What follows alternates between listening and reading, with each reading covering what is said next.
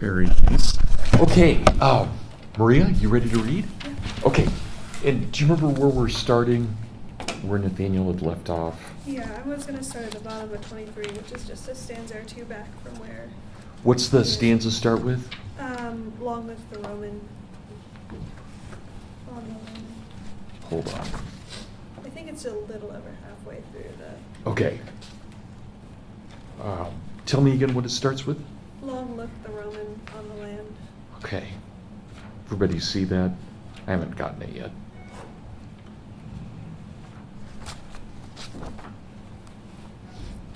Yeah. After the part about the mouth of the Mother of God, I've seen truth like fire.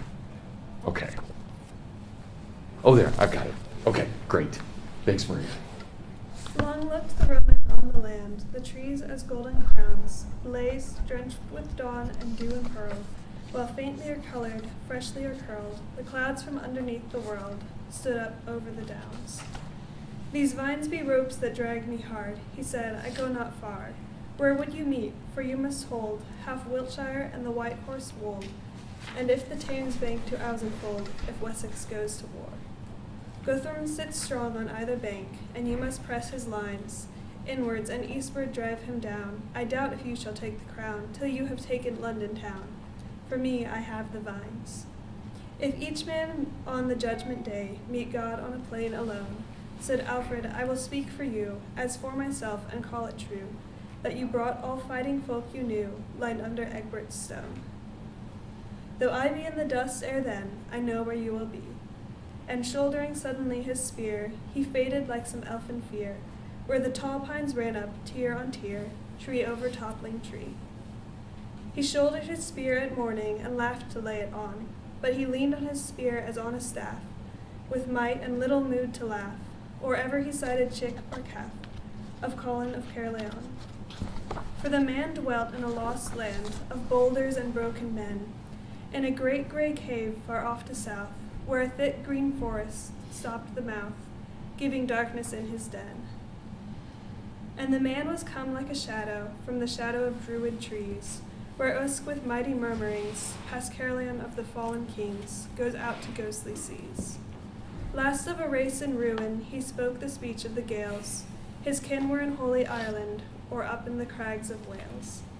But his soul stood with his mother's folk, that were of the rain-wrapped isle, where Patrick and Brandon westerly looked out at last on a landless sea and the sun's last smile. His harp was carved and cunning as the Celtic craftsman makes, graven all over with twisting shapes like many headless snakes. His harp was carved and cunning, his sword prompt and sharp, and he was gay when he held the sword, sad when he held the harp. For the great Gaels of Ireland are the men that God made mad, for all their wars are merry, and all their songs are sad. He kept the Roman order, he made the Christian sign, but his eyes grew often blind and bright, and the sea that rose in the rocks at night rose to his head like wine. He made the sign of the cross of God, he knew the Roman prayer, but he had unreason in his heart because of the gods that were. Even they that walked on the high cliffs, high as the clouds were then, gods of unbearable beauty that broke the hearts of men. And whether in seat or saddle, whether with frown or smile, whether at feast or fight was he heard the noise of a nameless sea on an undiscovered isle. Lifting the great green ivy and the great spear lowering, one said, I am Alfred of Wessex, and I am a conquered king. And the man of the cave made answer, and his eyes were stars of scorn, and better kings were conquered, or ever your sires were born. What goddess was your mother, what fay your breed begot, that you should not die with Uther and Arthur and Lancelot? But when you win, you brag and blow, and when you lose, you rail. Army of Eastland yokels, not strong enough to fail. I bring not boast or railing, spake Alfred, not in ire. I bring of Our Lady a lesson said, this, that the sky grows darker yet, and the sea rises higher. Then Colin of the sacred tree tossed his black mane on high, and cried as rigidly he rose, and if the sea and sky be foes, we will tame the sea and sky. Smiled Alfred, seek ye a fable, more dizzy and more dread, than all your mad barbarian tales where the sky stands on its head. A tale where a man looks down on the sky that has long looked down on him. A tale where a man can swallow a sea that might swallow the seraphim. Bring to the hut by Egbert's stone all bills and bows ye have. And Alfred strode off rapidly, and Colin of the sacred tree went slowly to his king. Hey, that was great, Maria. Thank you. Really nice. Okay, you guys have thoughts on this? What's happening? What's happening in our story? Who did Alfred approach? What's his name? Colin, right? And what's Alfred say about Colin? And what's Colin's response? So what do we know from Chesterton in particular about the Irish? They're the what? Kind of the worst, right? Say that again, They're John? kind of the worst, right? Okay, how so? I just know that they've always been at enmity with the British. Okay, the Celts have. Yep, with the English. Right, absolutely. Right, you've got that old conflict, and hence Alfred wants to know, why didn't you go down with Arthur and with Lancelot and Guinevere, right? Because that's the huge invasion there in which Arthur has to defend against the Anglo-Saxons coming in. So you guys catch, what are the Irish for Chesterton? What have the gods done to them? Yeah, Maria? They're like kind of wild still. He talks, I liked the stanza where he's talking about how they know the Christian religion, but they have this like wildness, and you see their eyes grow blind and bright, which goes back to the description of the Vikings at the beginning. Yeah. Yeah, and so like they're like old like wild gods, and like barbarian myths are still part of their like culture Yeah. and their heritage. Yeah, absolutely. So much of Celtic mythology is continued with them. Even though they've converted to Christianity, they haven't undone their old Celtic heritage either. And so it's kind of a Christianity plus in the way that Chesterton is looking at them, because they've kept so much of the paganism with them as well. And you guys may remember, I mean, if we go back to your Western Heritage course, you guys had to read the Venerable Bede and his understanding of how the English people came in and basically evangelized all the Irish. And it's weird the way that it works, because the Irish actually evangelized the Anglo-Saxons, but then the Anglo-Saxons have to go back and re-evangelize the Celts. And there are a lot of reasons for that, and I'll get into those in just a moment, but I think that it's really important to the story. Hugh? Oh, yeah, I mean, I was just going to, sorry, forgive my voice, I'm still a little bit sick. No problem. He made the sign of the cross of God, he knew the Roman prayer, but he had a reason in his heart. Actually, you might just be interested in this because we're talking about this. My grandpa immigrated from Ireland, and my dad would always tell me that, I don't know how familiar you are with like Irish folk tradition, but he continued to believe in this Irish kind of folk myth of the banshee. I don't know if you know what that is. Mm-hmm. I do. So anyway, he's very educated. He had an MD, like doctor, brilliant guy, very Catholic, but still kind of retained this kind of spiritual, I guess you could say, remnant, like vestige of a pagan tradition, despite his kind of Orthodox religion and intelligence, which is just fascinating, which I think really illustrates this point. Even in the 20th century, you have people that there are still, you might say, tensions there. Yeah, no, absolutely. And that's part of this, that again, the Celts have kept so much of their folklore. And, you guys just think about the mascot for Notre Dame, right? The Fighting Irish, right? That's not a compliment, right? That mascot. That's definitely a kind of knock at the Irish. And yet that's part of it as well. And I think that we have to be, we have to put ourselves in earlier shoes. There are great books written about how the Irish became white, because the N-word for blacks was actually originally applied to the Irish. That was their nickname, because they weren't considered white within the European community. So there's a lot of kind of animosity that goes back and forth. And again, that Notre Dame mascot is a very 19th century kind of crazy image of what the Irish are. Jonathan? I really like the stanza. For the great Gaels of Ireland are the men that God made mad. For all their wars are merry and all their songs are sad. Yeah. I guess it's the only island that is relatively secluded in all of Europe, and you see that illustrated. And then later he says, the sea that rose and the rocks at night rose to his head like wine. So Yeah. I mean, Irishmen are drinkers, but it seems to imply that even the landscape of Yeah. Ireland itself is something that keeps you illusioned. Yeah, absolutely. So there is something really profound going on. And I'll tell you guys two things that I think are really important for our class overall that I think Chesterton is playing into here. But it's important for just our overall Christian humanism and our understanding. So the Celts have this legend, right, pre-Christian, but they have this legend, very interesting, that there's a cornerstone that holds up the entire universe. So there's this one, very biblical language of the cornerstone, but there is this cornerstone. And if you were ever, now this is pre-Christian, but the way they described it was if you ever were able to raise up that stone and look what upheld the cornerstone, it would be pure love. That love is what governs the whole universe. And you just don't see that in pagan mythologies, right, at all. It's such a Christian idea. So the Celts, not surprisingly, convert really, really quickly to Christianity. And yet they never really undo their own paganism. And there's a reason for that. One of the great stories, and as far as I know, and I love mythology, this is the only time anything like this ever happens. There's a demigod, or maybe a god, we're not quite sure, but there's this figure in Celtic mythology named Bran the Blessed. And Bran, that's where we get the name Brian. It's a corruption of Bran. And the story is that when Bran the Blessed, probably a god, but when he hears the story of Christ, even though he's a pagan god, he immediately converts.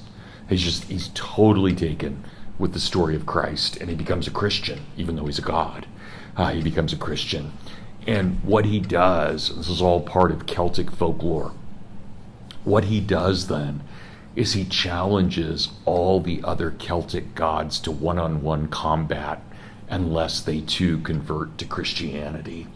And so he stands at this famous bridge that's supposedly right where Wales is today. I can't remember where in Wales, but one of the ways to get into Wales from England. He stands on this bridge and he challenges all the pagan gods, and they come at him one by one because only one god at a time, two gods at a time, can fit on the bridge. And he battles them all, and he kills every one of the Celtic gods until there's only one bad god left. And he still fights him, even though he's exhausted. He's absolutely exhausted, but he fights this last god, and they kill each other. And so what Bran has done is he's wiped out the whole pantheon, and now Christianity can come in. And when it does, the story is that there are 7 holy families that then can cross the bridge into Wales. And this is where the King Arthur legend comes from. Arthur is the descendant of these 7 holy families. And of course, we know the story of the Grail and Arthur trying to find the cup of the Last Supper.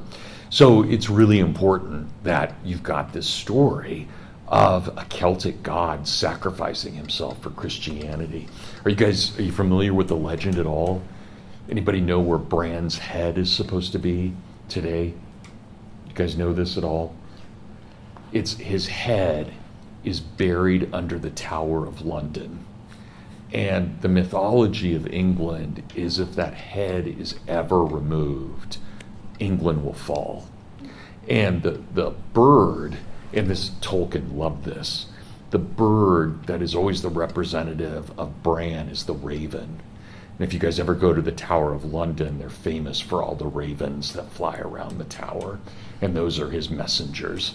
So again, I'm not obviously none of this is true, but I think it's fascinating that you've got this kind of mythology. So kind of like Hugh's grandfather, this stuff continues for a very long time. But as far as I know of no other pagan mythology where a god converts to Christianity. As far as I know, the Celts are the only one to have a story like that. So the story matters for Chesterton and what he's doing here. So you kind of give the Irish a little more leeway to be a little bit mythic than you would other peoples because of their own stories. So, okay, you guys have any other thoughts on that or anything that Chesterton wrote in Ballad here? Maria, are you going to be ready next week? Okay, good. With book 3? It's great. All right, well, good, guys. There's a lot I want to talk about today. A lot of things that we need to cover. And if you remember when we were talking last, I had given you those 5 schools of thought, and then we had gone through the tenets of Christian humanism before we were looking at Nisbet. And so I want to go back to that, to the 5 schools of thought. And in particular, I want to talk about the school of thought where we get our name for the title of this course, and it is the school of thought called Humanism, or the Humanist Project, and what humanism does. So remember, T.E. Holm, thanks Jonathan, T.E. Holm is the first of the great 20th century humanists. But there's also a revival starting in the 1890s in America with 2 really important figures. And these are guys that we have almost entirely forgotten about in American culture. But if you were to go back to, say, 1900, 1910, 1920, these 2 guys were everywhere in American culture. Everybody read them, whether they agreed with them or not. They were everywhere. And even to this day, if you think about, for example, in my lifetime, not yours, but in my lifetime, someone like you give someone importance like, again, in my day and age, Milton Friedman or Russell Kirk, big public intellectuals. These guys would have been even bigger than them in their own day and age. So the 2 men, and I'm going to talk a little bit about both of them. One is Irving Babbitt, and the other is a guy we always, I told you this the other day, but we always use both of his last names. So Paul Elmer More. And they're roughly the same age. Irving Babbitt's a little bit older, born right during the American Civil War. Both of them die in the 1930s. Babbitt is always regarded as the founder of American humanism. He is not a Christian. As far as we know, he is not a Christian. When he describes his humanism, and I'll give you a background to him here in a moment, but when he describes his humanism, he basically says that, and I'm exaggerating a little bit, but this is roughly what he does. He says, my humanism is the humanism of Plato, of Aristotle, of Cicero, of Confucius, and of Buddha. And so he's very, and this is something that we see in the early humanists. Kirk, later on, as the great Christian humanist of the 50s and 60s, is not that great on languages at all. He's got some Latin, but no Greek. But when you look at someone like Babbitt or More, these are guys who studied intensively both Chinese, that is Mandarin, and they also studied Sanskrit, which is the basis for the Hindu language. So they had done incredible work when it came to non-Western languages. And crazily enough, Irving Babbitt, to this day, because he translated a lot of the Buddha and a lot of Confucianism, he is actually one of the few Westerners in communist China who is not banned. You can actually bring his books, even though he's a conservative and an anti-communist.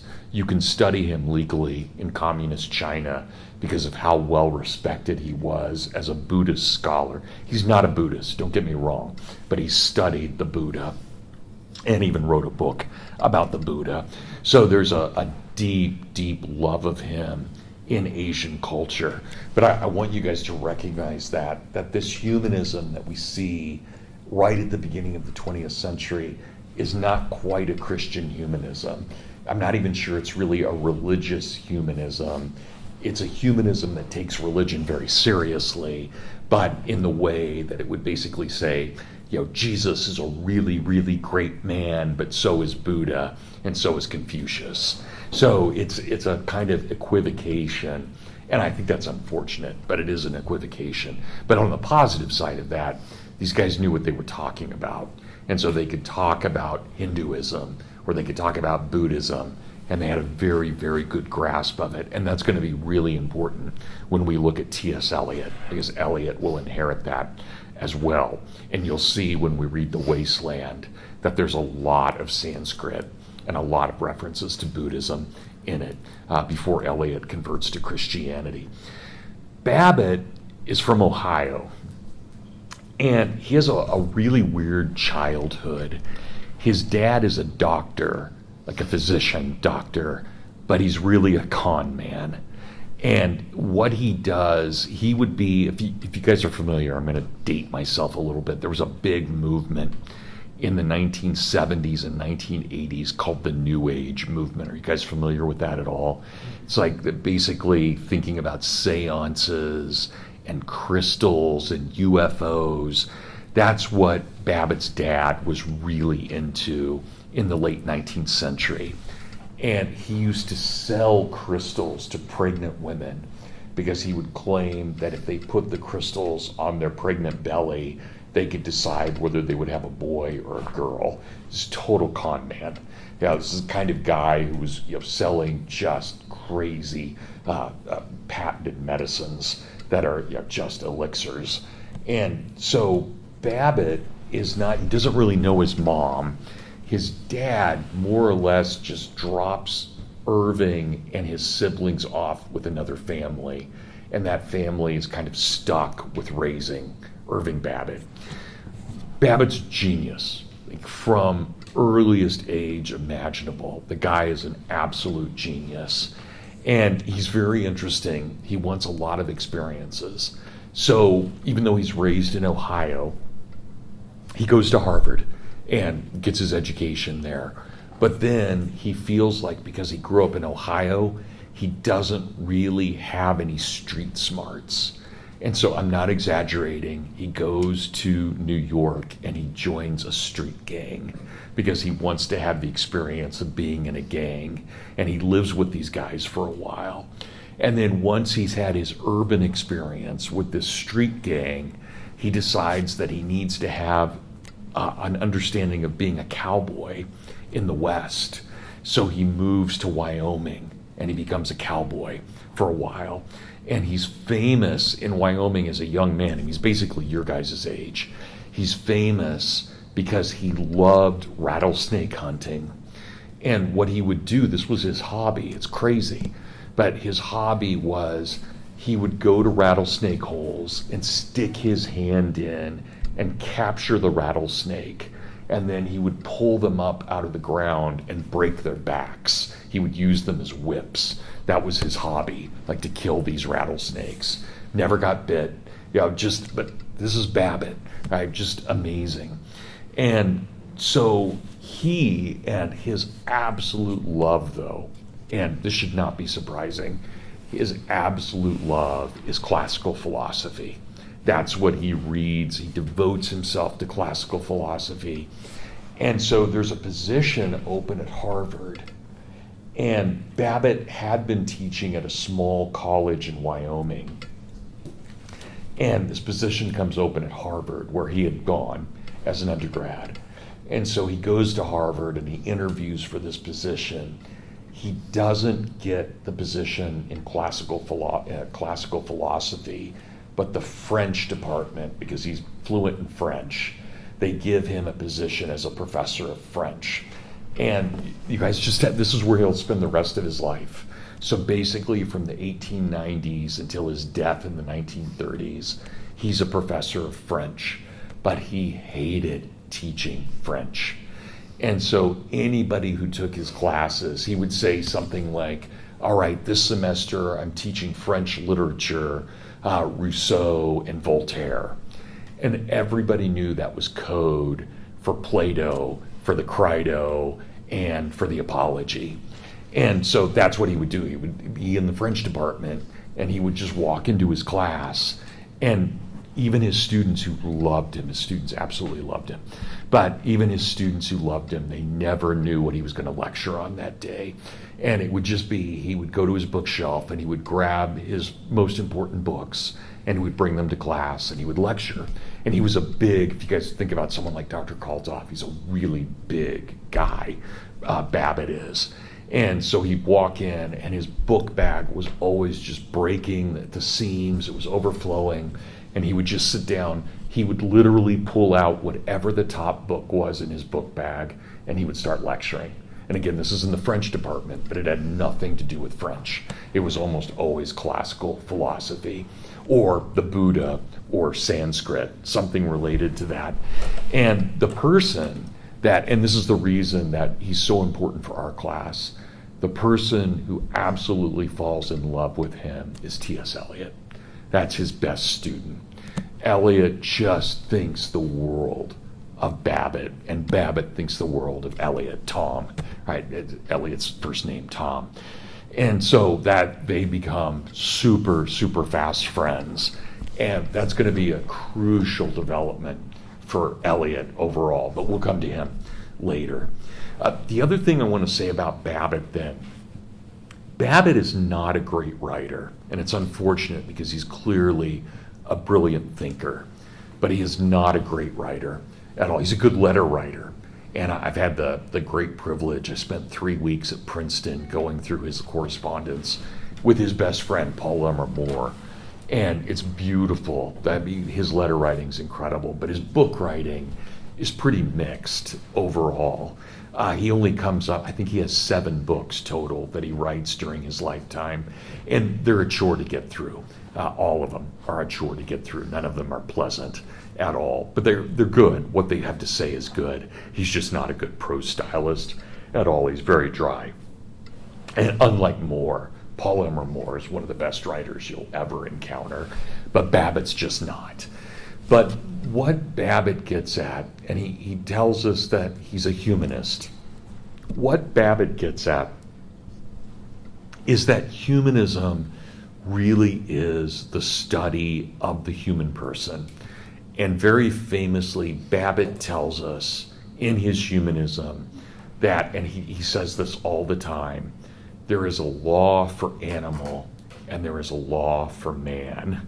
He loves presenting it that way, that there is a law for animal and a law for man. And for man then, made in the image of some kind of creator, for Babbitt doesn't know what that creator is, but for some kind of creator, Babbitt says that man is made in his image. And therefore, and he really does lean towards Orthodox Christianity in this, even though he's not a Christian. Again, maybe, but probably not. He really leans towards the idea that the most important aspect of any human being, and he takes this from Edmund Burke, he loves Burke, he takes it from Edmund Burke, that the imagination is our highest way of knowing something. So being able to understand another person by projecting goodness within ourselves onto them, that's what the image is, the image of imagination. And so Babbitt is very, very taken with the idea of what imagination is and what imagination comes down to. I want to say this about Babbitt as well. So he's regarded as a great teacher. He is totally loved at Harvard. His students absolutely love him. I also, and this is partly for you too, but I would have said this even if you guys weren't in this class, Babbitt's obsession was running. He loved running everywhere. And this was before it was popular. And so he would get tennis shoes, running shoes, and just ran all the time, even into his 60s. He was still running. And there's a famous moment he was studying as a grad student in Paris. And he would get really restless. He'd start writing and he'd get restless and he'd go for a run. And he went through a run through downtown Paris at midnight one time, and the cops thought he was running from something. And so he led the cops on this wild, wild goose chase throughout all of Paris. And when they finally caught up to him, which took them a while, they realized they had made a mistake. But I love that. And even if you had office hours, Babbitt had office hours all the time, but you had to go running with him. And so those were his office hours. He would run around Boston, because he's a professor at Harvard. He would run around Boston, and you would have to keep up with him. And if you could talk to him for hours. But that was his hobby. So he was a hiker. He was a runner. Yeah, just again, big guy in kind of his whole personality. Just this huge thing about him. So I love Babbitt, and we'll talk about this later. But it's not just Eliot who's influenced by Babbitt, it's also Kirk. Kirk, towards the end of his life, about 1986, admits that there was no single greater influence on him than Irving Babbitt. So Babbitt's huge for him. Kirk is a much, like not even in the same ballpark, better writer than Babbitt. But a lot of the kinds of themes that we'll see that Kirk takes up later are all ones that he had picked up from Babbitt. And you can actually, Babbitt's most famous book is a 1924 book called Democracy and Leadership. And The Conservative Mind is almost a direct sequel to it. So even though it's 1924, it's almost a direct sequel. So, Babbitt says some things that would not go over well at Hillsdale. I'll give you an example. He says that there are really two foundings of America. There was a bad founding led by Jefferson and the slaveholders and the Declaration of Independence. And then there's a good founding led by George Washington and the Constitution. And so he sees he loves that idea that even in the American experience, there's a yin and a yang. There's good and there's bad. And I think that's part of his kind of non-Christianity, that he can't synthesize those things, but he sees them very different. So you'll never find a greater proponent of the U.S. Constitution than Irving Babbitt, and you'll never find a greater opponent of the Declaration than Irving Babbitt, and just sees them as the Constitution corrected everything that went wrong with the Declaration in his viewpoint. So just keep that in mind. So Babbitt, incredible guy. We do know almost all of his students converted either to Anglicanism or to Catholicism. And that frustrated him a lot because he didn't really think that religion was necessary. But we do know that on his deathbed, one of his Catholic students was giving him a really hard time about dying without becoming Christian. And Babbitt said something like, well, if it'll make you happy, then yes, I believe in Jesus. And who knows what that means, what that counts for, but there was that kind of weird moment at the end of his life where he acquiesces. Hugh? Yeah, can you, sorry, my voice. Can you elaborate a little bit on his sort of pessimism or whatever it was relating to the Jeffersonian elements? Yeah. Family? So, do they have anything in common with like today's criticisms? Yeah, the reason, so he loves the Constitution because the Constitution is based on rules and order. The Declaration, he thinks, is this kind of thing that basically says, Hugh, be yourself, be wild, go do whatever you need to do. It's a liberating document. And one of the things, this is why I think Babbitt is not really remembered anymore. Babbitt said the greatest thing we can ever do in life is restrain ourselves. That's men should not be animals. That's why there's a law for man and there's a law for thing. So animals can be animals, but men are better than this. And so if you think about the kind of stereotype of Victorian virtue and being uptight and proper, That's Babbitt, even though, he's a hiker and he's a runner, which would not have been proper at the time. But despite those things, he's very much in the belief that man restrains himself. And so the Constitution is a restraining document. The Declaration is a liberating document. And he thinks that the Declaration has too much in common with the French Revolution. And I had mentioned this to you guys the other day, but there's no reason you would remember this. For Babbitt, the worst person, without question, is Jean-Jacques Rousseau. Absolutely. Rousseau is everything wrong in the world, kind of making us into animals rather than men. So Babbitt has a very high view of what man is. He doesn't mind creativity, but creativity within tradition would be his argument. Hugh, does that answer you? Yeah, that's very helpful. Thank you. Okay, so keep that in mind. Okay, well, the other person, and I like the other person better because he does become Christian, so I can identify more with him, is Paul Elmer More. And More is the best friend of Babbitt, without question. And you never talk about Babbitt without also talking about Elm'er More, always.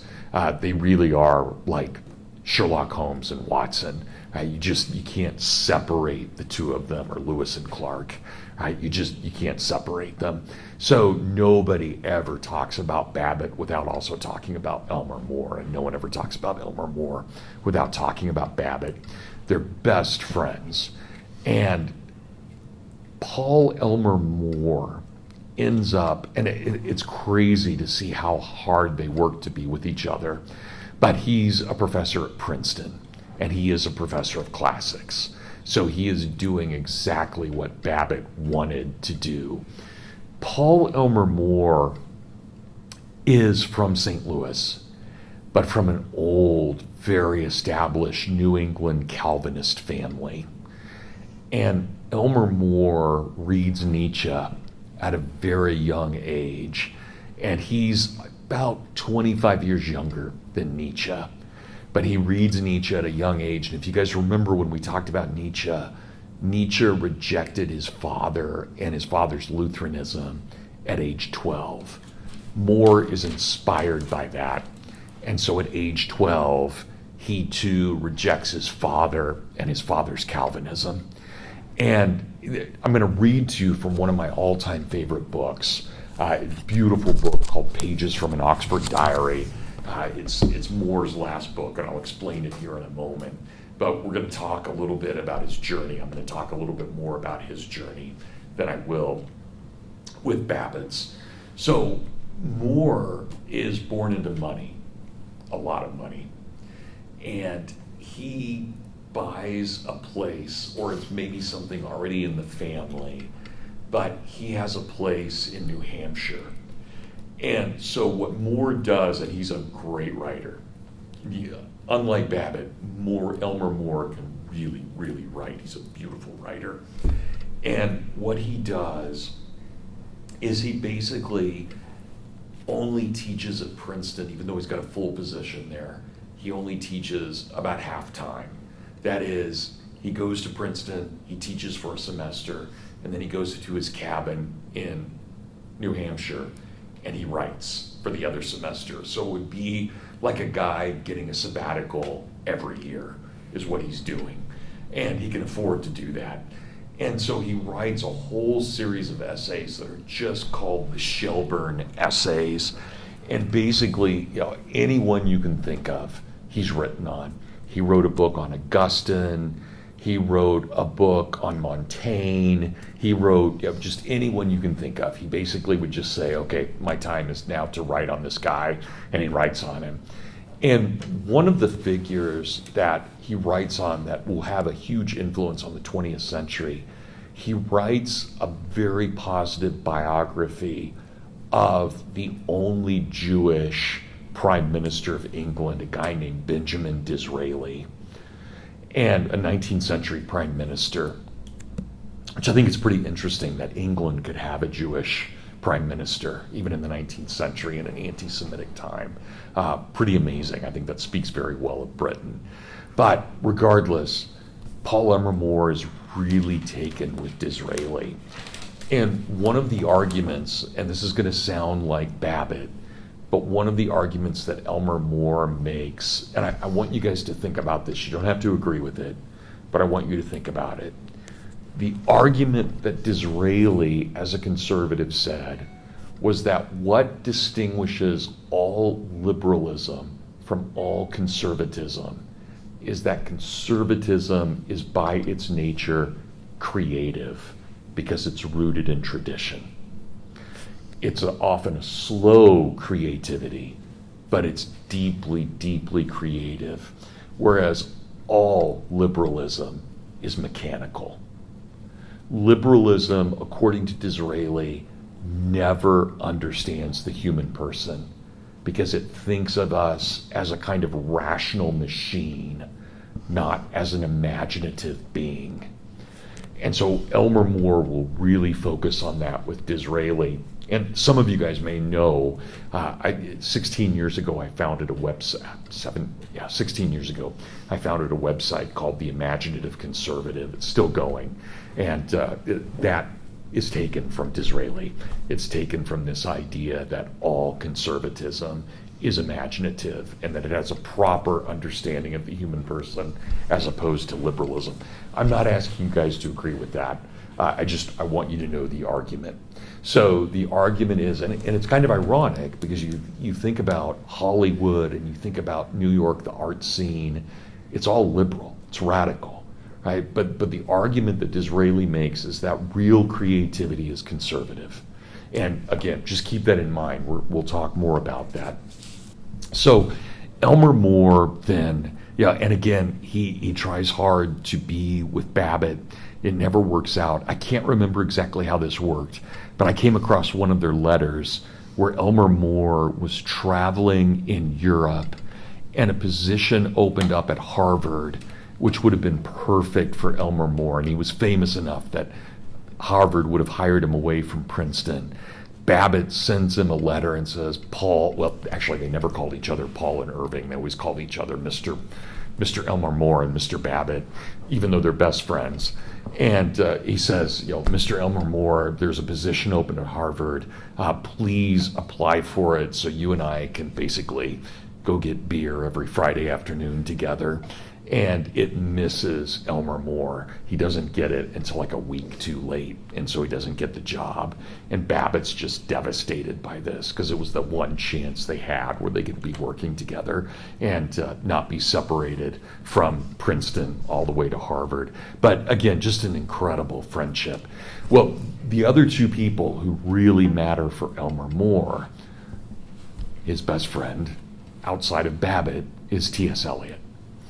And he's not T.S. Eliot's teacher, he's his friend. Even though Elm'er More is the same age as Babbitt, he really takes T.S. Eliot under his wing. Remember old Tom, right? We always call him T.S., but it's Tom Eliot.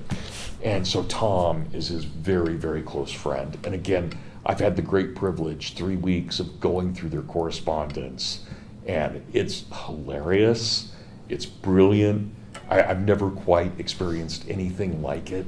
The letters that they send back and forth where they're just giving each other a hard time, it's great stuff. So Paul Elmer More, because of C.S. Lewis, his other great friend. So Paul Elmer More's three closest friends are Babbitt, T.S. Eliot, and C.S. Lewis.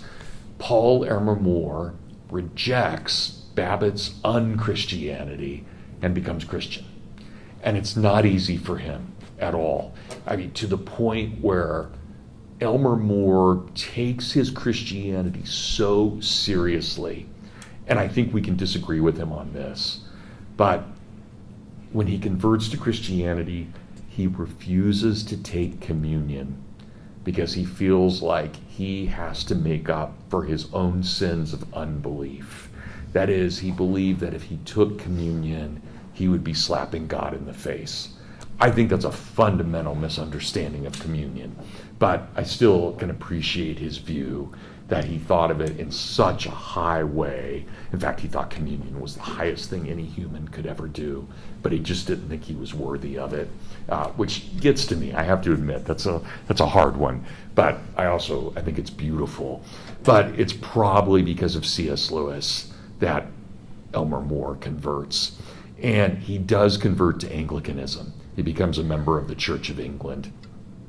Very anti-Calvinist, but he and Lewis go to church together. They correspond.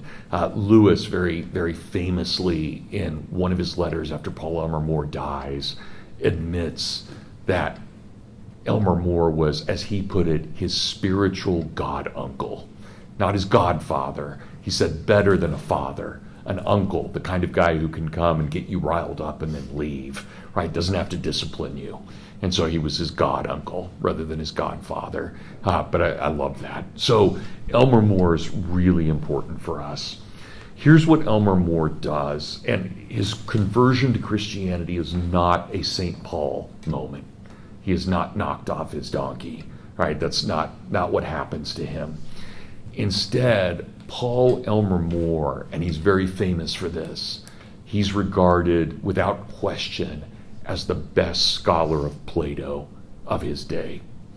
And so he loves Plato, and he decides to write a comprehensive history of Plato. Now remember, he's writing all the time. He's writing biographies, just constantly writing and making a ton of money off his writing. In fact, still to this day, almost all of his books are in print because they sold so well at the time. Even if they're not in print now, you can find them anywhere because of how much they sold in his own day and age.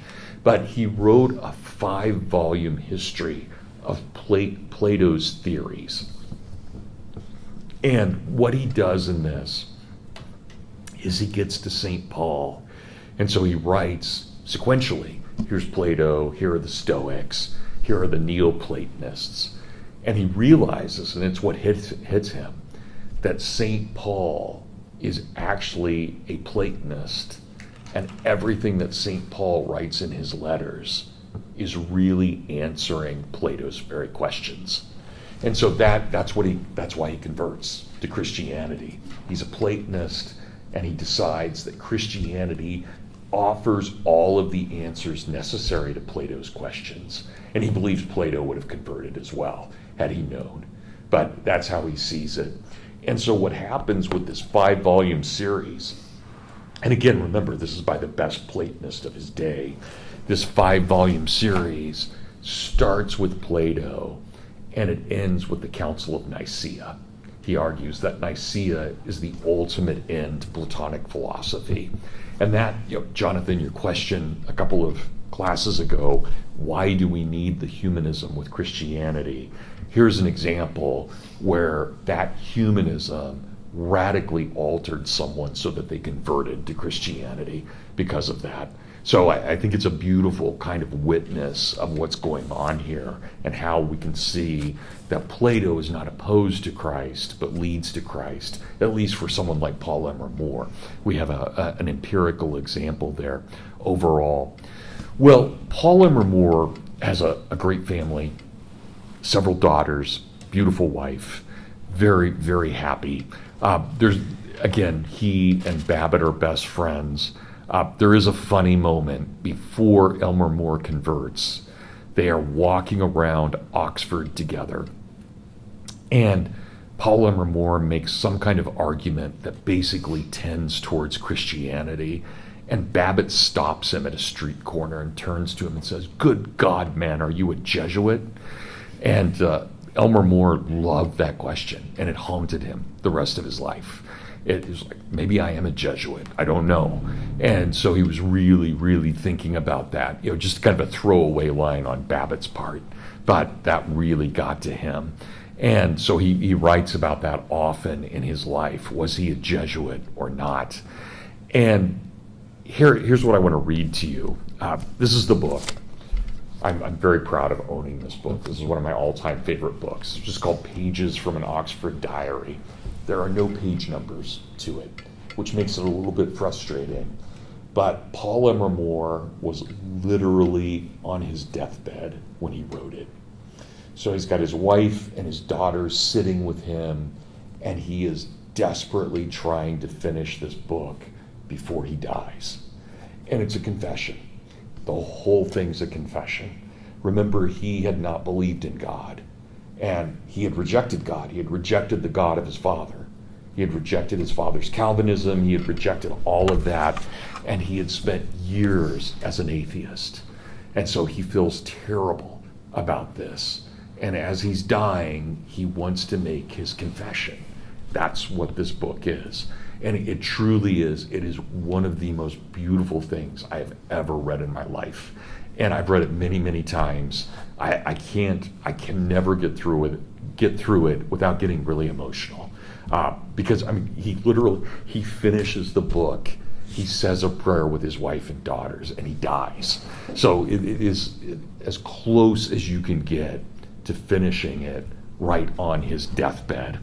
So here's what he says, and again, it's a confession, and I just want to read parts of it and part of what he's doing.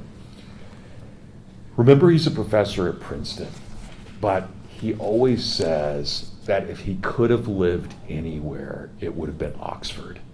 Oxford is his favorite place in the world. He loves Oxford. Remember, he's good friends with Lewis, so he loves to go over and see Jack, and they hang out. I can't even imagine what their conversations would have been like. I mean, C.S. Lewis and Paul Elmer More, like two of the coolest guys ever in history hanging out. That's really, really amazing. And the fact that they had such an influence on each other. So More starts off, and this is anonymous. He doesn't put his name on it. This is pages from an Oxford diary. And so just the very title, right? What would it be like if he had lived his life in Oxford? And so he says this about Oxford. He says, Oxford is the perfect town. Why? Because it is the ultimate medieval expression of Christianity. He says the very stones themselves cry out Christianity. And he finds this a paradox, because when he's walking around Oxford in the teens, the 20s, and the 30s, Oxford is pretty secular. You can still find Tolkien and Lewis. You know, there's still Christians running around, but they're a minority at this point. Oxford has become this great secular university. And Elm'er More says, how frustrating to walk around a town where the human person, the embodiment of the image of God, does not believe in God, but the stones do. I love that juxtaposition. Right? So the stones believe in God, but man doesn't. And Elm'er Moore's confused by that. It's like, wait, what would happen if we actually rebaptized Oxford? What if we made it? And I think about this all the time, guys, with Notre Dame. Hey, Notre Dame has, as far as I know, the third largest endowment of any university in America.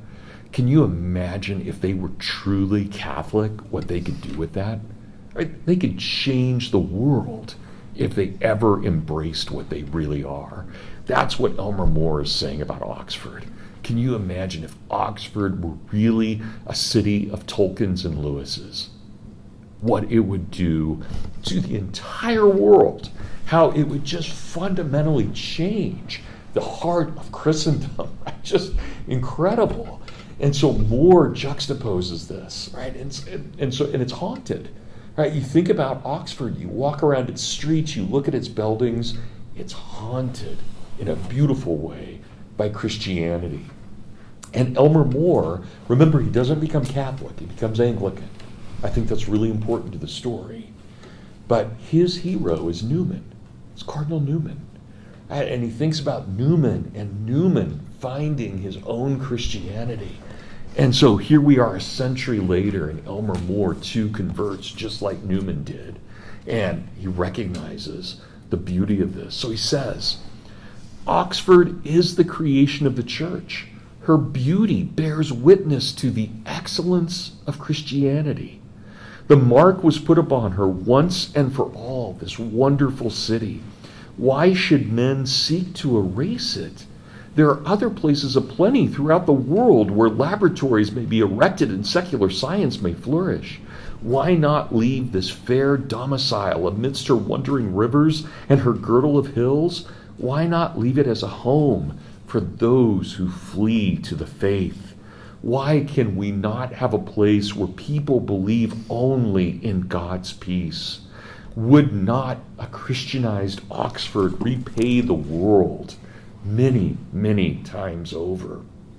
The signature of the church is legible enough on the houses and the very streets and stones, but one turns to the men of Oxford who dwell in them, and all you can do is feel shock. With the same cause, can effects so unequal flow?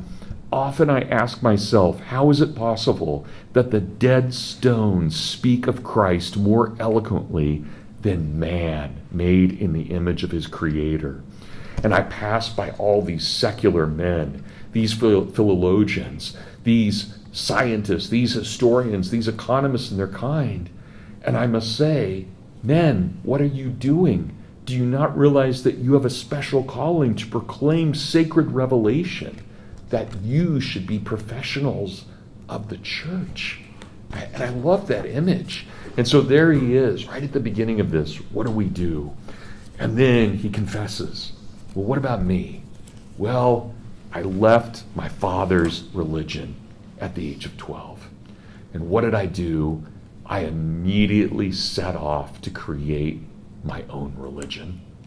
So not only am I a sinner for leaving God, but I then tried to manipulate religion itself and become my own religion. And he said, what I wanted to do following Nietzsche was to look at the laws of probability. I wanted to look at human experience, and I wanted to derive a Christianity purely from man's experience. And what a sin, because I could no longer see man made in the image of God. I saw him only in my image, because I was remaking him into what I wanted him to be. And so would it be surprising that I found out that everything I was doing in my fatalistic laws of chance and probability, that I was only creating something devastating and something false? But then I couldn't turn away from this. And so Elm'er More says, I then started reading all of the people I respected, all of the great men in history. I started reading their letters and their memoirs and their autobiographies. And I went through all of them, these brilliant men. And what did I find out? That at the end of every one of their lives, they were unsatisfied. So this was devastating to me, that all of these men I admired, none of them were happy at the end of their lives. And so what happens for him? He's thinking about Plato. He's thinking about creation. You guys remember in Plato's story of creation in the Timaeus, Plato tells us that there is the divine celestial king. And that celestial king sees what is good and true and beautiful. And he takes all the pre-existing matter and he forms it into his own. And then there's a kind of link between this world and the next world through dreams. And Elm'er More starts thinking, well, what if the divine celestial king really was Christ? And what would God do to prove to us that he loves us? He would become one of us. And lo and behold, the only religion in the history of the world that understands an incarnation is Christianity. And Elm'er More is just floored by this realization. Not, and just think about this with the incarnation, not in Genesis where we are made in God's image, but in St. John where God takes on our image. In other words, and Elm'er More is fascinated by this possibility, God becomes man so that man may share eternity with God. And he's absolutely floored by this possibility and loves the idea of the incarnation. You know, the incarnation, God becoming man, amazing. And he starts thinking about this. What does this mean? And he says, quite often, when people talk about Christ on the cross, they separate his divinity from his humanity. And they think that the divine part of God does not suffer, but the human part of God does. And Elm'er More reverses this, and he says, what if it wasn't just the human part of Jesus who suffered on the cross? What if God suffered on the cross? It's an amazing question. What if God, right, God the Father, saw his Son on the cross, and he knew what this toll was, right? Not something that he's abstracted from, not something that he gives just to his Son, but that he bears the pain of all sin. What if God himself suffers? And that's what gets to Elm'er More. He cannot move beyond this idea that God so loves us that he would suffer on a Friday afternoon. Again, not just the fully man part of God, but the fully God part of God suffers. And so Elm'er More is astounded by this. And for him, this is the incarnation. The incarnation is not just the birth. It's not just Mary giving birth. It is God becoming fully man and then dying. And I often think about this, and More doesn't bring this up, but I think about this, and maybe this is just a guy thing in me, but you think about Jesus on the cross. The only one of his 12 best friends, John, was the only one to stay with him. We always talk about Peter betraying him. They all betrayed him. Every one of his male friends except John betrayed him. They didn't stand with him. And for me, and again, maybe this is a guy thing, but I would have been devastated by that. Hugh didn't stand with me. Drew didn't stand with me. I mean, there I am on the cross. My best friends can't even come out and hang out with me while I'm dying. I always think about that. And that I think is what Elm'er More is really getting at. That just kind of devastating moment when everything changes. Okay, I'll never get through this without getting emotional. But this is what he says, and I love this. And he goes through, it's about an 80-page book, but he starts talking about, and again, what communion means, though he never takes it. He thinks communion is the highest thing possible, but that's why he doesn't feel worthy to be able to take it. But then he says this, and this is his last page, and what he writes here, and I love this because I think about when I die, when all of us die, the last thing we would ever do is brag. Right? Can you imagine if we went to God and said, well, God, I did this, this, and this. I was a good person. I helped this person out. Right? All we do is go to God and say, man, I blew it. Right? This is everything you gave me. Right? I blew it. There's so many things I could have done better than what I did. And it's all you. Right? I really feel like when we die, we just utterly submit in every way. We just basically beg for forgiveness. Right, at that moment, we're beggars, as Luther would say. We're totally beggars. So here's Elm'er More about this. Right. So remember, he's sitting with his daughter. He's sitting with his wife. He's finishing this. And so I sit, and so I wait. I have not been idle, but my work. Remember, he wrote hundreds of books. My work, costly enough to myself, is about to be done, and probably forgotten.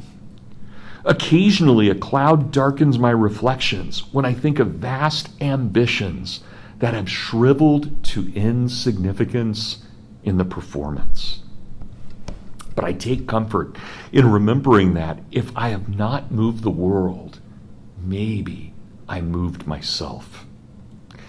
Now and then I ask querulously, what profit has been gained from so much learning and reading and writing, which in just a bit of time will vanish? But will it vanish altogether? Has it not entered into the very fiber of my soul? And will it not follow whither I go at least a little kernel of wisdom once all the husks are stripped off?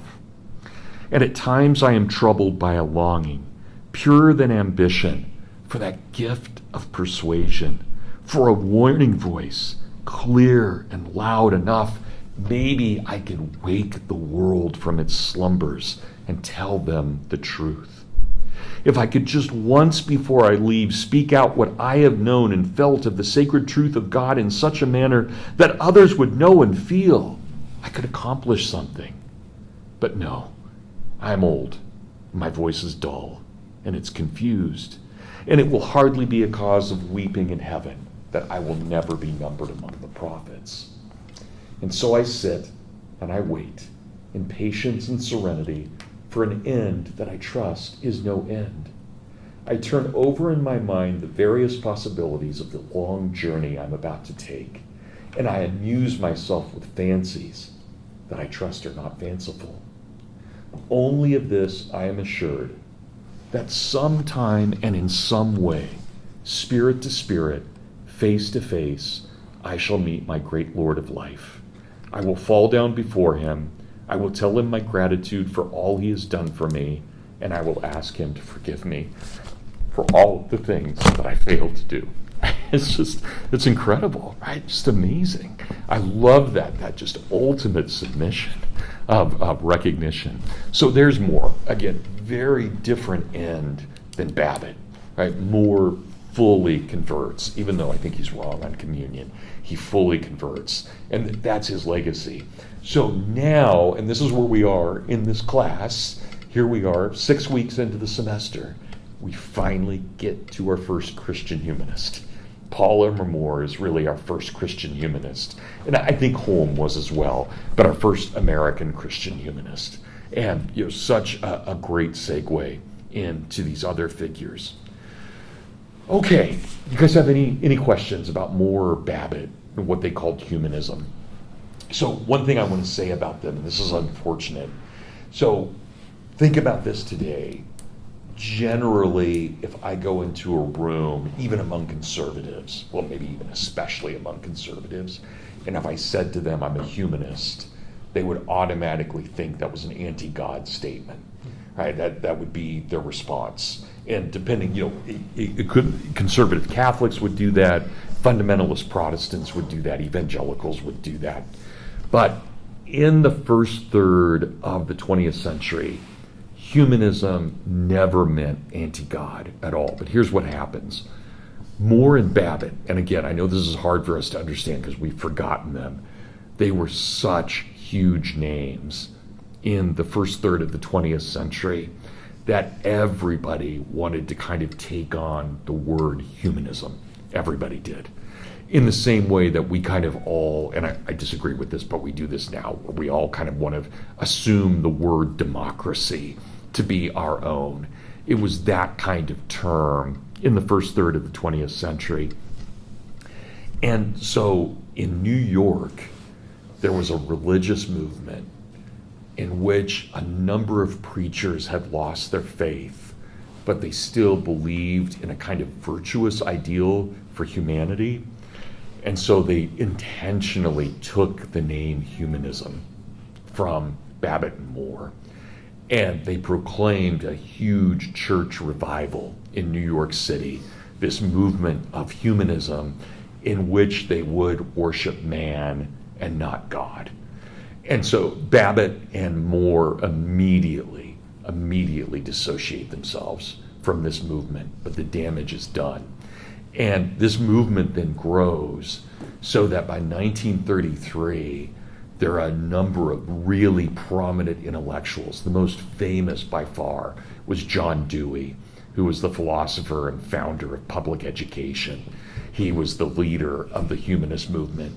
And so he, along with a number of other guys, created in 1933 the American Humanist Association. And they release in 1933 what's called the Humanist Manifesto. And it is exactly the opposite of what Babbitt and More are arguing, but it takes the name. And that's why to this day, that word has become corrupt because of what they did with it between 1929 and 1933. So they did a good job of corrupting it, but that's where we're at now. Okay, good. You guys have any comments at all about these guys? Okay, Jonathan. So when I go home and I tell my church friends that I learned a whole class about Christian humanism, what do I say to dispute? From what you just told us, what should I say? Yeah, the easiest thing to say is that a Christian humanist is a Christian who believes in the liberal arts and a humanist who believes in Christianity, right? So that is someone who believes in the liberal arts, believes in Christianity. So it really is, it's just the confluence of those two things. But remember too, really the first Christian humanist is St. Paul at Mars Hill, right? When he does not bash the Stoics and the Epicureans, but works with them and finds a common ground with them. So that's really the blending of it. So the classical world with Christianity blending together.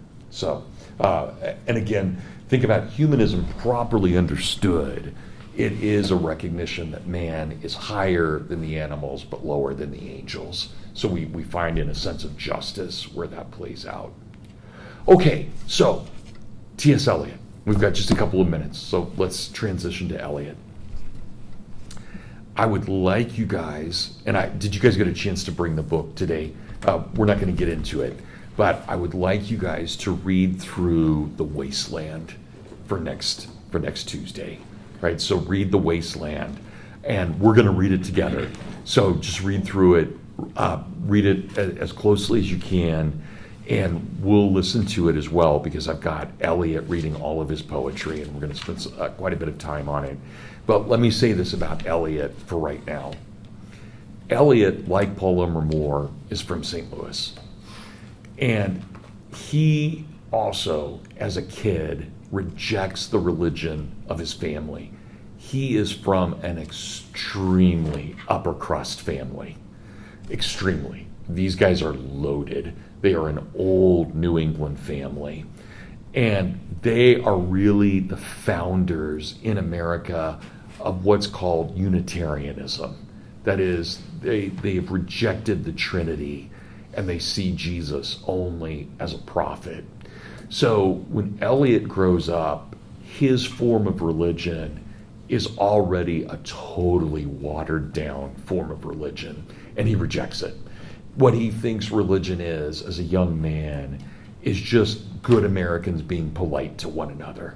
That's all religion is good for. It doesn't mean anything in the next world at all. He's very educated. He's brilliant. Eliot's going to be one of the most intelligent men you will ever encounter in your life. He's absolutely brilliant. He goes to Harvard. He studies with Babbitt. He's very taken with Babbitt. Babbitt is really his best friend, even though he's much older, and he's a mentor to Eliot. But I want you guys to think about this too. When Eliot is at Harvard, Harvard truly is one of the three greatest universities in the world. Yeah, they have Frederick Jackson Turner is there. All kinds of philosophers are there. George Santayana. I mean, just there are incredible number of people who are at Harvard at that time, and it's rivaling Oxford and Cambridge, definitely. So Eliot is there at its height. And not only, and this is something we almost entirely forget, not only did Eliot earn his undergrad degree at Harvard, but he actually studied with the philosophy department, again, arguably one of the three greatest philosophy departments in the world. And he did everything to earn his PhD and wrote his dissertation. You guys don't need to write this down. He wrote it on a famous philosopher then, we've totally forgotten him, named Francis Bradley. He writes his dissertation on Bradley, and then he's awarded the PhD, and he never goes to the graduation ceremony.